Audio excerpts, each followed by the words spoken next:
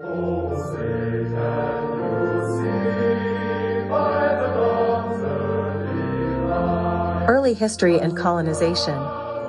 The earliest inhabitants of North America arrived across the Bering Land Bridge, possibly as early as 20,000 years ago. These indigenous peoples established advanced cultures and settlements across what is now the United States and Canada. In 1492, Italian explorer Christopher Columbus landed in the Bahamas, claiming the land for Spain.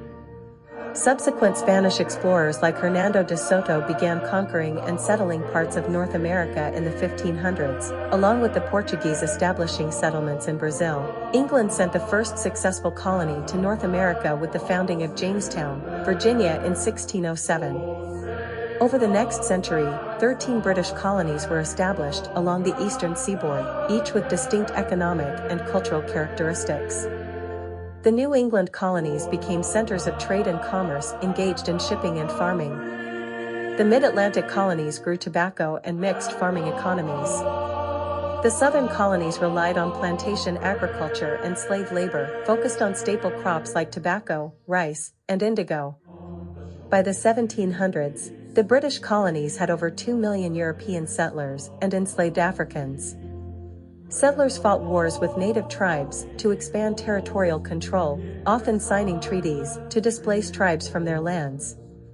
Colonial governments were modeled on British precedents under monarchical rule and laws passed in Britain. The colonies developed strong representative assemblies and a new distinct colonial identity while still retaining ties to Britain. The American Revolution and Constitution. Resentment grew among colonists towards new taxes imposed by Britain after the French and Indian War. Combined with desires for more self-governance, this led to the outbreak of the Revolutionary War in 1775. After notable victories like at Saratoga, France and other European allies joined the colonies in fighting Britain. In 1783, the colonies gained independence as the United States of America. The early United States faced challenges establishing a stable new federal government under the weak Articles of Confederation. At the 1787 Constitutional Convention, delegates crafted a new framework that balanced state and federal powers through separation of powers and checks and balances. The United States Constitution went into effect in 1789, establishing a strong centralized republic. Early national development. The first several presidential administrations under George Washington and John Adams saw debates around the powers of federal government and political parties developing. The Whiskey Rebellion tested the new government's authority.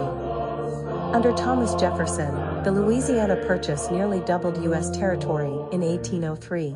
The War of 1812 with Britain was another challenge that saw America emerging as an independent nation.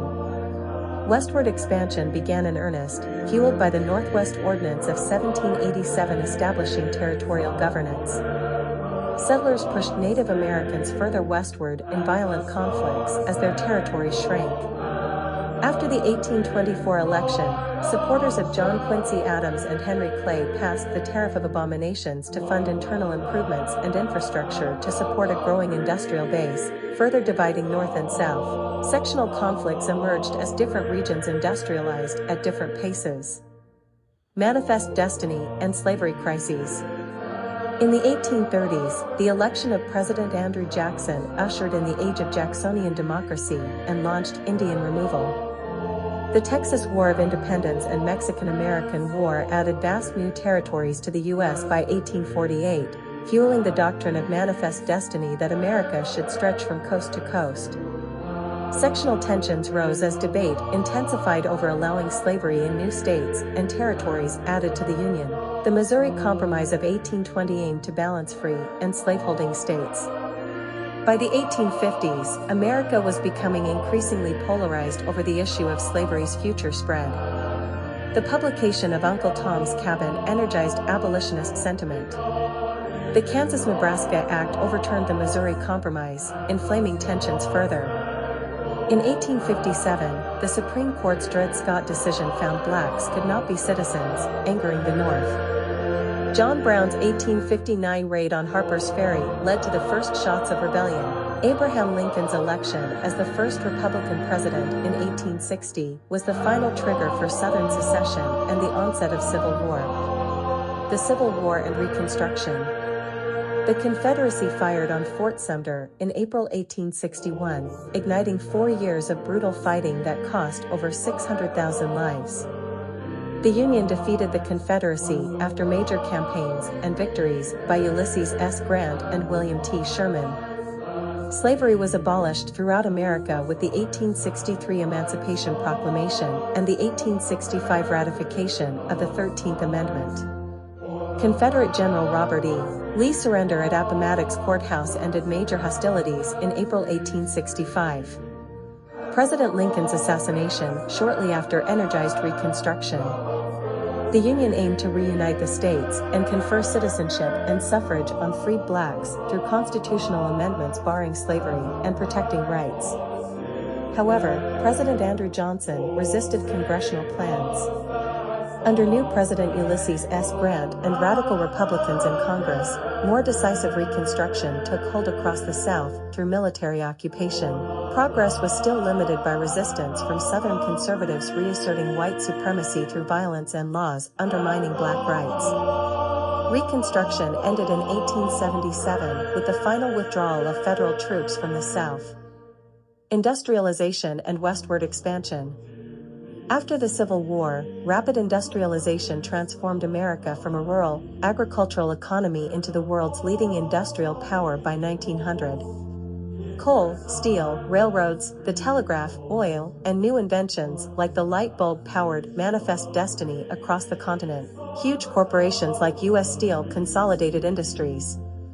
Immigrants and migrants poured in to fill factory jobs in urban centers like New York and Chicago.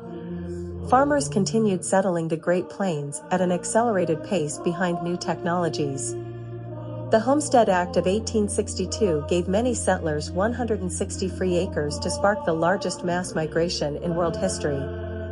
The Transcontinental Railroad was completed in 1869, opening vast new markets and resources in the West.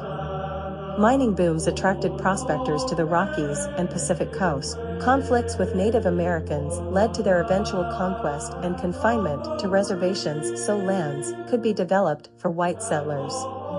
By 1890, the census declared the frontier officially closed. Progressive era to World War I.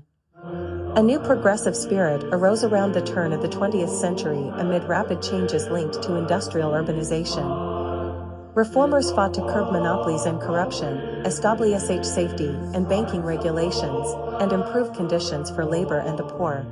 Under President Theodore Roosevelt, antitrust laws aimed to balance business interests. Other reforms established the Departments of Commerce and Labor.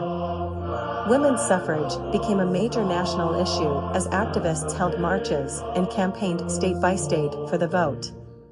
Under Woodrow Wilson, America joined World War I in 1917 on the side of the Allies against Germany and the Central Powers after failing neutrality policies exacerbated tensions. The war had major economic and social impacts in America as it mobilized for the war effort.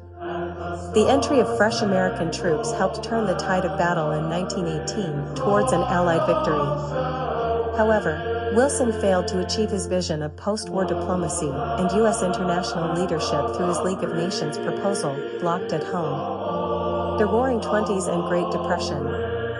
War-fueled prosperity led to a period of social liberalism, mass consumerism, and cultural experimentation in the Roaring Twenties. New industries like radio, movies, and the burgeoning automobile sector drove economic growth. Immigration restrictions tightened in the early 1920s. Prohibition took effect in 1919 under the 18th Amendment, but led to a flourishing of organized crime. The stock market crash of 1929 marked the beginning of the decade-long Great Depression. Mass unemployment, poverty, homelessness, and suffering spread as banking crises and lack of regulation cascaded. President Herbert Hoover resisted more interventionist policies as conditions rapidly worsened. New social programs established by President Franklin D. Roosevelt and his New Deal coalition represented a revived progressive spirit against laissez-faire economics. Relief programs provided jobs and stimulus while reform protected the financial system, recognized unions, and established Social Security. However, the Depression persisted through the 1930s. World War II and aftermath. Germany, Italy, and Japan aggressively expanded their empires through the late 1930s, culminating in Germany's invasion of Poland in 1939, starting World War II. America enacted a Two-Ocean Navy Act and took measures to boost defense as many citizens remained determinately neutral. But Japan's 1941 attack on Pearl Harbor provoked American entry. The U.S. marshaled its industrial might and vast population towards the war effort. Allies succeeded in North Africa and Europe through major campaigns in 1942 to 45, while the Pacific witnessed fierce island hopping.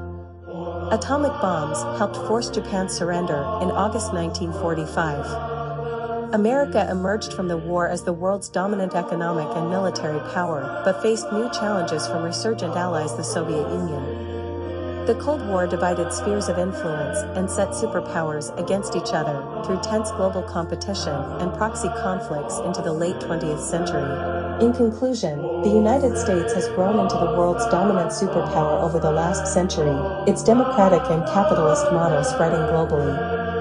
Yet it also faces modern challenges like ongoing civil rights issues, political polarization, and debates over its role internationally. Looking ahead, America's continuing strength will rely on maintaining principles of pluralism, equal opportunity, and rule of law amid immense diversity and constant change in a complex world.